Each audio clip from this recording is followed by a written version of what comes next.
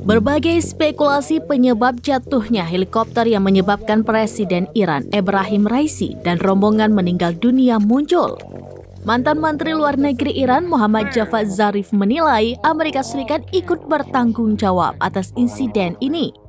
Selain Raisi, kecelakaan itu turut menewaskan Menteri Luar Negeri Iran Hossein Amir Abdollahian, kemudian Gubernur Provinsi Azerbaijan Timur Malik Rahmati dan Mehdi Mousavi, Kepala Tim Pengawal Raisi pada Minggu 19 Mei 2024.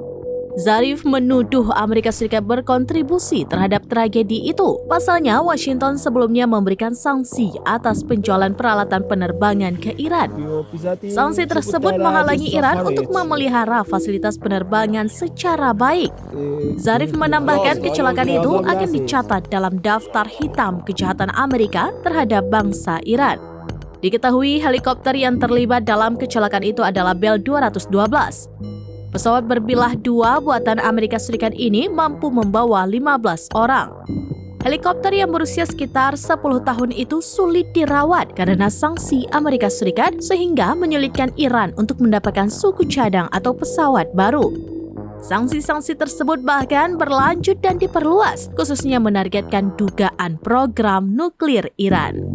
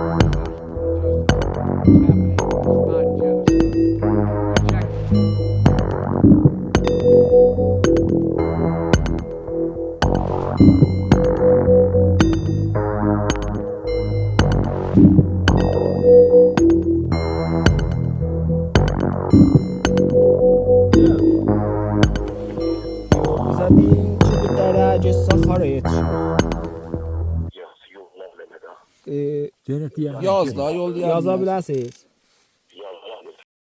Download Tribun X sekarang. Menghadirkan lokal menjadi Indonesia.